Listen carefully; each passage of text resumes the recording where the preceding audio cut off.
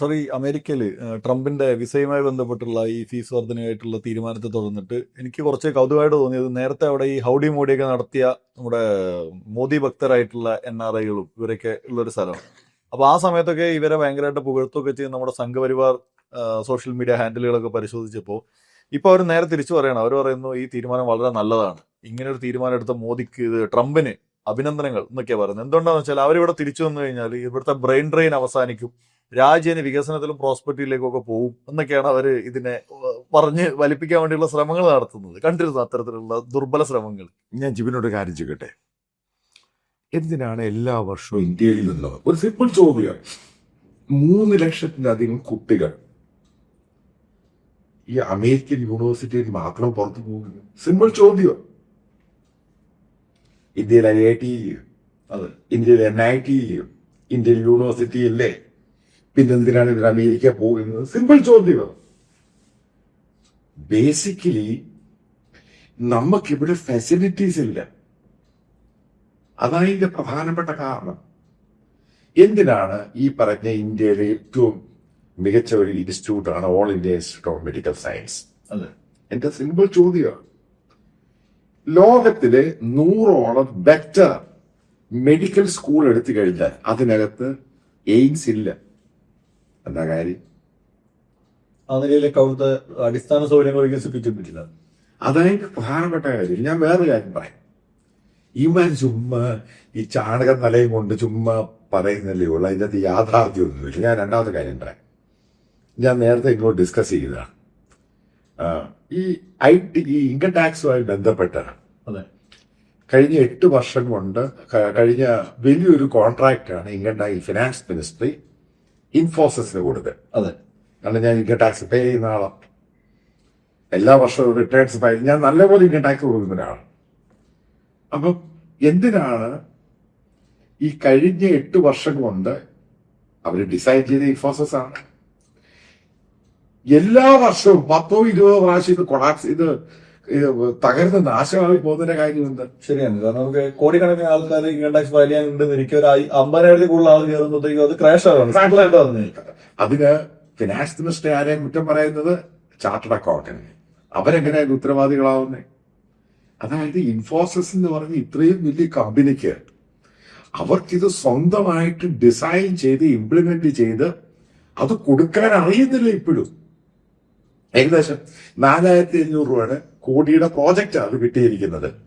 ഇവിടെയാണ് നമ്മൾ മനസ്സിലാക്കുന്നത് നമുക്ക് ഈ ക്വാളിറ്റി ഈ പറയുന്നത് നമ്മുടെ ടെക് കമ്പനിക്ക് ഇന്നും വന്നിട്ടില്ല. അതുകൊണ്ടാണ് ഈ സാധനങ്ങളെല്ലാം അമേരിക്ക ഡിസൈൻ ചെയ്യുന്നു. എന്നിട്ട് അതിന് വേണ്ട ആവശ്യങ്ങൾ ഓരോന്നായിട്ട് ഇവിടുത്തെ ഓരോ ടെക് കമ്പനികളെ ഏൽപ്പിക്കുക. ഔട്ട്സോഴ്സിംഗ്.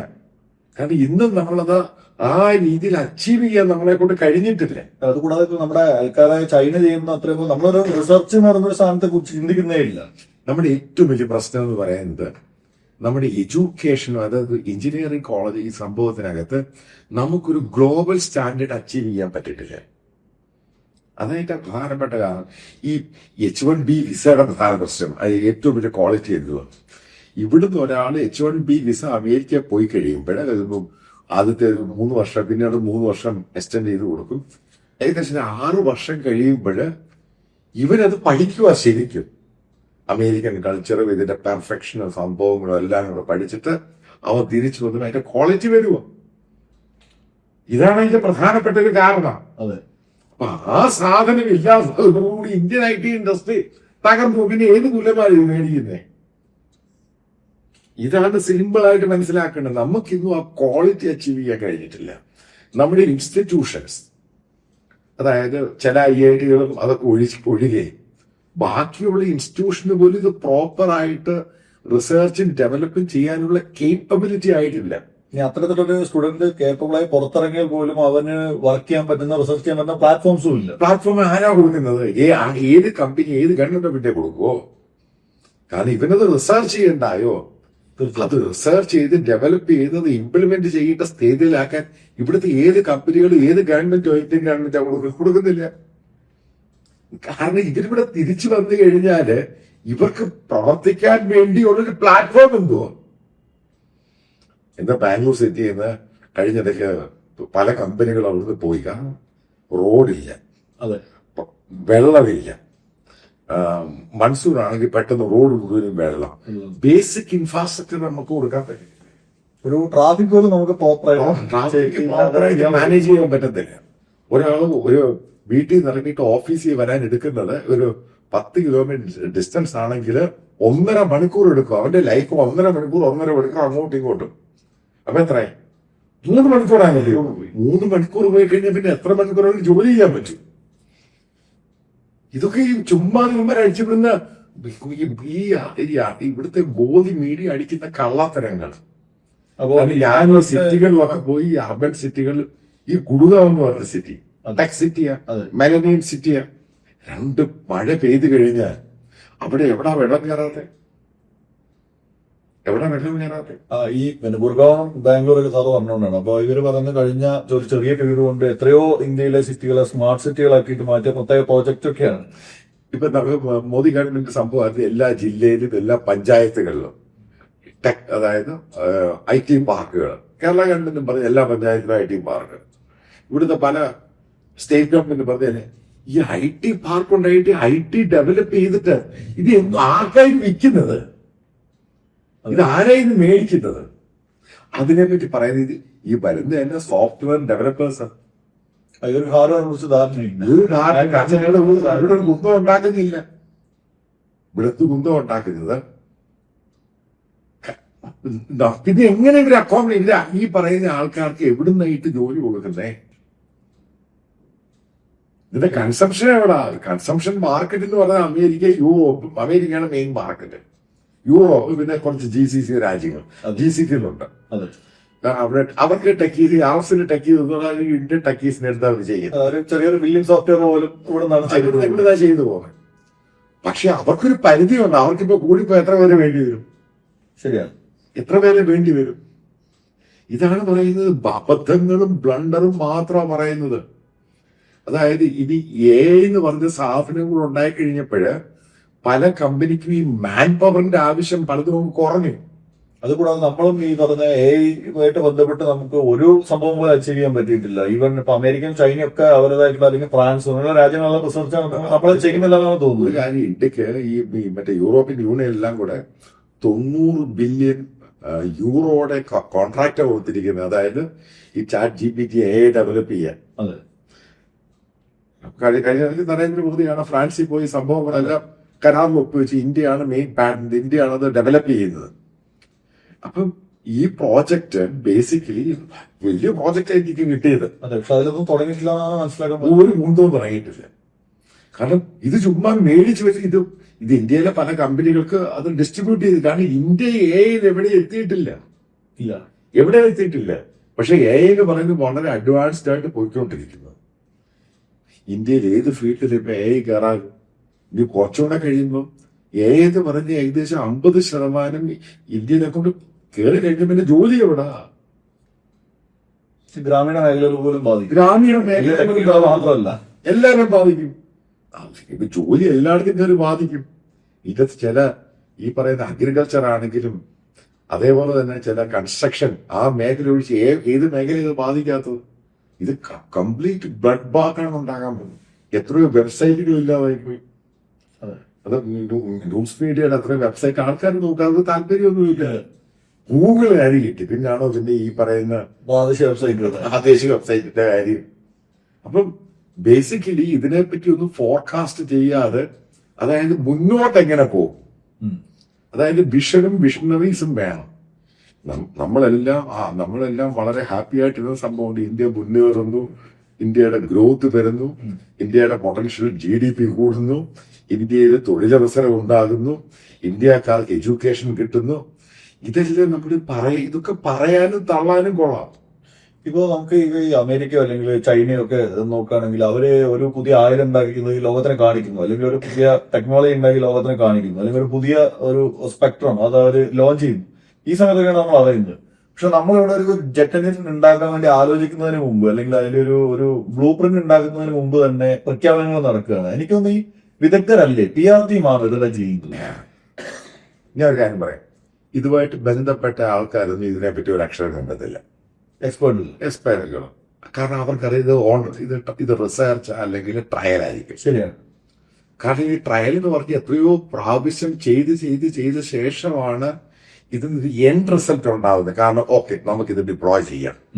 നമുക്കിപ്പോ കാവേരി എഞ്ചിൻ പറക്കാൻ അതിനു മുമ്പ് കാവേരിയായി മാടയായി ഗോഡയായി ഉണ്ടാക്കിയത് ആദ്യം ഒരു ഇന്ത്യൻ എയർക്രാഫ്റ്റ് ഉണ്ടാക്കി, സ്വന്തമായിട്ട് എയർക്രാഫ്റ്റ് ഉണ്ടാക്കി ഡിസൈൻ ചെയ്ത് അവർ ഫ്ലൈ ചെയ്ത് അത് തകർന്നു പോയി. അതിൽ ഞാൻ കുഴപ്പമൊന്നുമില്ല, അതൊക്കെ ഇതിന്റെ അകത്തുള്ളതാ, റിസർച്ചിന്റെ ഭാഗമായില്ല. കാരണം ഇഷ്ടം പോലെ ഇത് ഇങ്ങനെ ഉണ്ടായിക്കൊണ്ടിരിക്കണം. നമ്മൾ കാണുന്ന എല്ലാ പ്രൊഡക്റ്റും അങ്ങനെ അങ്ങനെയാണ് ഉണ്ടായിരിക്കുന്നത് ലോകത്തിലെല്ലാം തന്നെ. ഇപ്പം ഈ ലൈറ്റ് അതായത് അതുണ്ടാക്കിയത് ബൾബൊക്കെ എത്രയോ ഫ്യൂസ് ശരിയാണ്. ഇതൊക്കെ ഇതിന്റെ അകത്തുള്ളത്. പക്ഷെ ഈ പറയുന്ന മോദിക്ക് ഏറ്റവും കൂടുതൽ താല്പര്യം ഇതേപോലെ പൊക്കിയടിക്കുന്നവനെ, അത് വിമർശിക്കുന്നവൻ പറയുന്നത് കേൾക്കുക. എന്താണ് വിമർശിക്കുന്നത്? എവിടെയാണ് നമ്മുടെ പോരായ്മകള്? എവിടെയാണ് പ്രശ്നങ്ങള്? ഈ ഓപ്പറേഷൻ സിന്ധുവിൽ എന്താണ് സംഭവം ഉണ്ടായത്?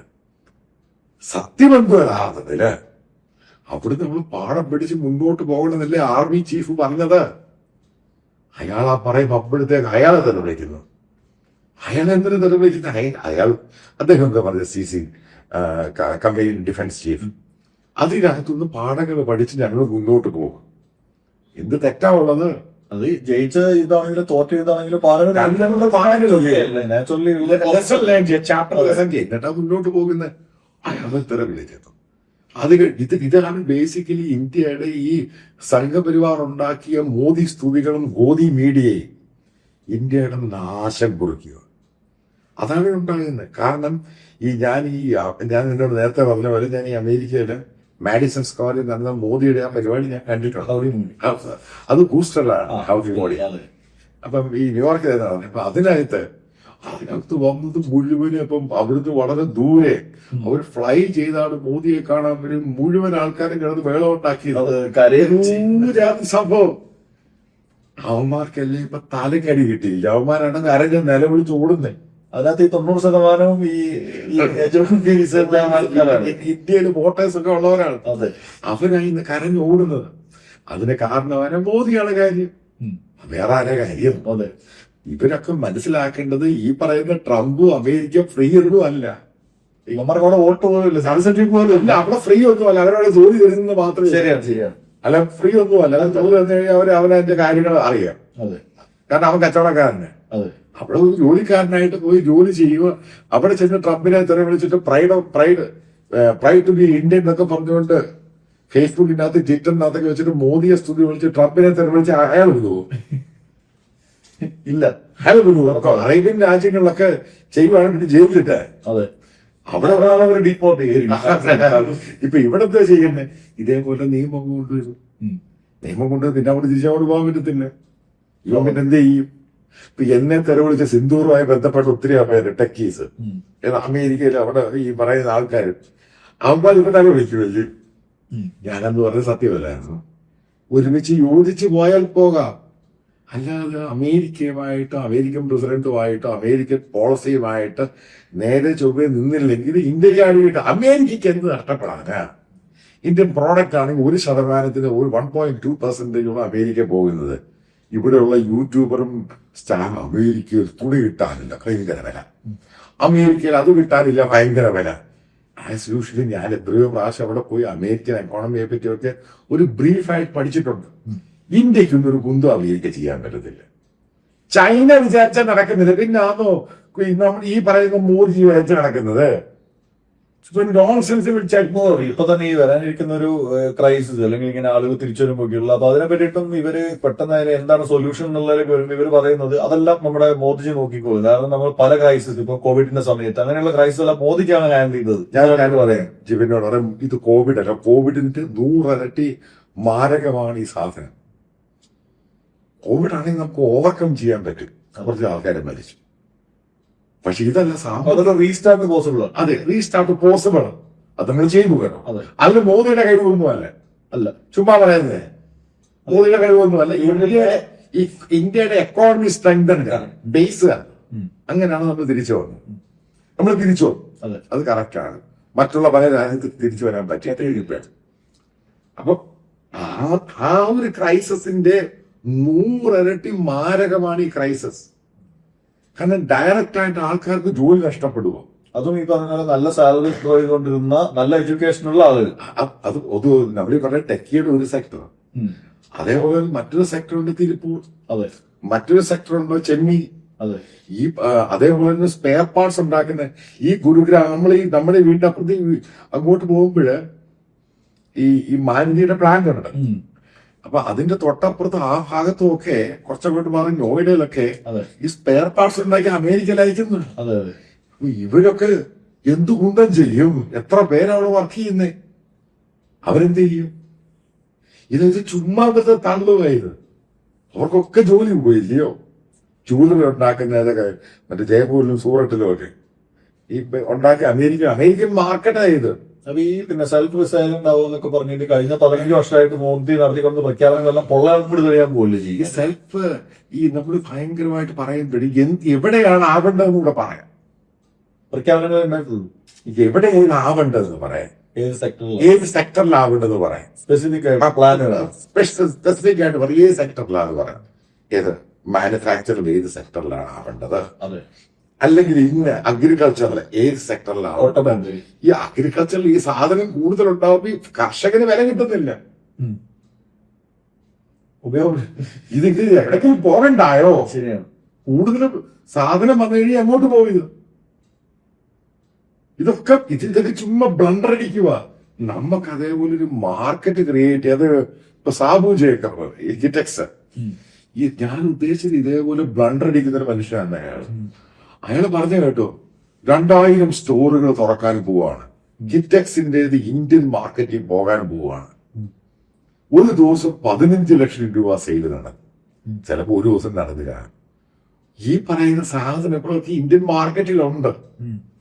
ഇത് 2000 സ്റ്റോർ എവിടെ കൊണ്ടിട്ട് ഉണ്ടാക്കിയില്ല. ഒരു വർഷം കൊണ്ട് ഉണ്ടാക്കാൻ പറ്റുമോ? യഥാർത്ഥത്തില് സാബുവിന് ഈ പറയുന്ന ടാരിഫുമായിട്ട് ബന്ധപ്പെട്ട് ഇഷ്യൂ മാറിയില്ലെങ്കിൽ സാബു ജേക്കബിന്റെ കിറ്റക്സ് സാധനമാണ്. നോർത്തിനെ പറ്റി എല്ലാം ഈ പറഞ്ഞ പരമ്പരാഗത ഡ്രസ് മാനുഫാക്ചേഴ്സ് എത്രയോ കാലം സാബു ബിസിനസ് തുടങ്ങുന്നതിന് മുന്നേ ഉള്ളതുണ്ട്. സാബു ഒക്കെ ജനിക്കുന്ന സാബുവിന്റെ ഒക്കെ പിതാവ് ജനിക്കുന്നതിന് ഇന്ത്യയിൽ കച്ചവടമില്ല.